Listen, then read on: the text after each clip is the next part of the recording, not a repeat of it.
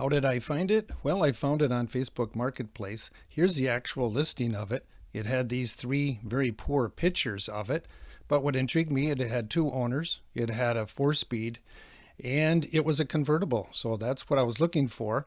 I didn't appreciate the price too much, but that's not what I paid. He did not have anyone come up and look at it for over 3 weeks. So I took the 3-hour drive up and negotiated a very, very good price, far, far lower than that price he's got listed. We're both happy, and I can't wait to get it going again. Here are some of the pictures when I arrived. I couldn't believe it. The condition was excellent. It was very clean. Those pictures online did not do it any justice at all. Here's a picture of the interior, all original. He had a steering wheel cover on there. Took it off. Steering wheel was in perfect condition. Here's some motor pictures. I was really surprised about that. He had the original numbers matching 327 in the back of the garage. And there he is. He's the second owner. And of course, he's transferring it over to me, Flathead Terry. I need to get some sunglasses on there, of course. But finally got it home. There it is in front of my house safely. Can't wait to get it going again. All right, just got back from the trip. 7 hours later.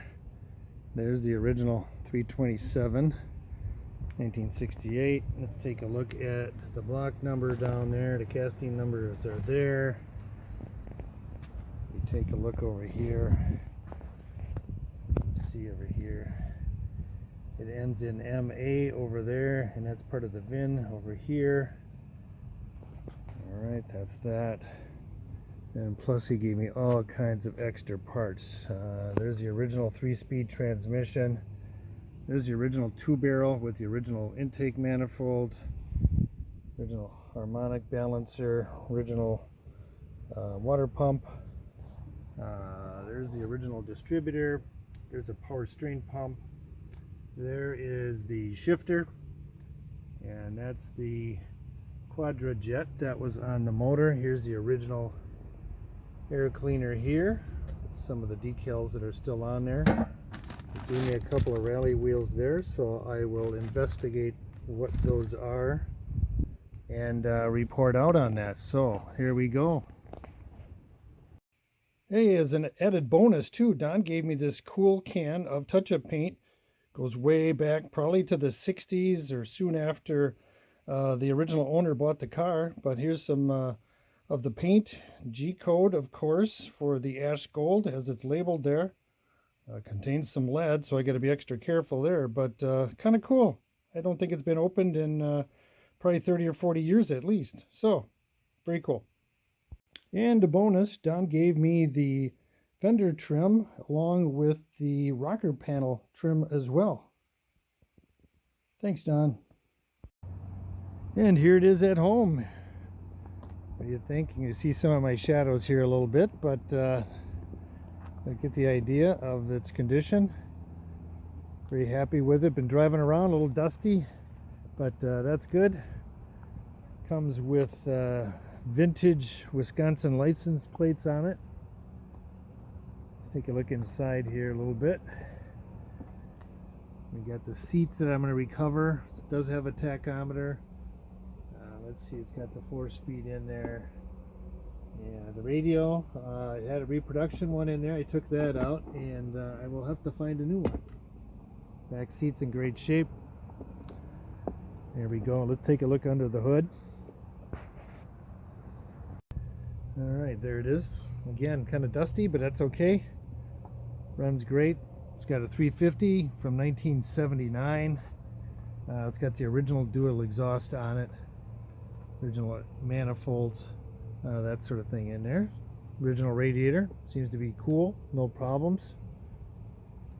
Yeah, it's all good. Does have manual brakes still. Here we are. So, it's a good runner. Great daily driver. Okay, let's fire it up and show you how it sounds. I love the buzzer, the original buzzer. It's awesome.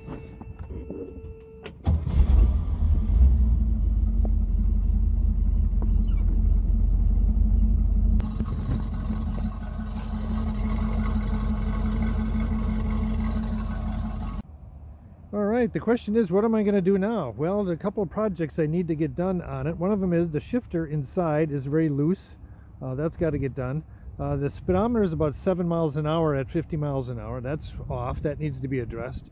Also, it needs to have some disc brakes put in, so I'll do a brake job eventually, get the disc brakes put in the front. Those are probably some of the priorities that I'll have done. So follow along, subscribe. You can see that it's a good daily driver, and that's what I want. I want to make it reliable and drive it as much as possible. All right, I'm very excited about this. This is some of the original dealer paperwork that came along with the car. I just find it amazing after all these years that it still was able to stay with the vehicle this whole time, over 50 years. Some cool information where the dealer was, Bob Johnson up in Wausau. Car spent most of its life up there until I got it. Tom Fry was the owner. Again, some important information here too is it was a 327, which is really nice to know. Again, ash gold was the outside color and black interior, black convertible top. Here's some of the other options, which I'll show you in a moment. Just some other additional information here. Looks like the total cost was down here, $2,700, $5,731 down here. Very cool to have. Very nice. Okay, the next gem, which I thought was fantastic, Protecto plate. Look at this baby. Original owner protection plan. It's got the VIN number over here. All the different warranty things that go along with it during the period of the warranty. We have here all this. You tear off that little card. Looks like he had some work done over here in 1969. And you go through here some more items. But yeah, here's the Protecto plate right here. Is that metal plate with Tom Fry, his address, and a VIN number on it. Very cool to have. Very nice. These are usually just thrown away, but that one survived. Another item here too. The packet here is pretty rough, but the original docks inside are in good shape. We pull those out carefully. Yeah, here, let's grab one at a time here. Look at this. Of course, how to operate that top. Yeah, let me flip this open a little bit. Very cool. Whether it's got manual or power top. Very cool. Very nice shape. Very good condition. Again, the owner's manual. All original. Look at all of that. Real good shape. How to operate. Good stuff there. Here's another one too that I thought was just very rare. I've never seen one of these before, but thankfully it stayed with the car. Look at this. This is kind of like a build sheet that came along with it as well. But you can kind of look down here. The VIN number is accurate. Where it was made. Of course, it was a V8 Camaro convertible. But here's the options down here. Wow. So now you know exactly what it shipped with originally. Great stuff. Wonderful. So very thankful to have this survive 50 plus years, and I'll continue to keep it with the car.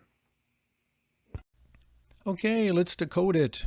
What we'll do is start with the cowl tag underneath the engine compartment there, and some pertinent information about it is listed there, which is kind of cool. Gives you some ideas of when it came off the factory floor, what it was included. Here's some of the bucket seats, and again too the ash gold and the black convertible top. Very cool. All right, next let's decode the original matching numbers engine. What I have listed here is the stamp there matches the Camaro's VIN number, which is really cool. And then that MA confirms it was a 327, 210 horse. All right, next is the original 3-speed transmission. That is a Saginaw. Here's some of the casting numbers and the actual VIN number, at least part of the VIN number, stamped into the transmission, confirming it's a matching numbers transmission. And finally, climbed underneath the car, found this stamp on the differential to give me some information about it. Looks like the highway gears of the 308s are in there, and when it was made, where it was made, and even what shift it was made as well. Okay, here's the rally wheels that came with the Camaro. Let's take a look at the codes here. All right, that's one of them. And they look to be a match set.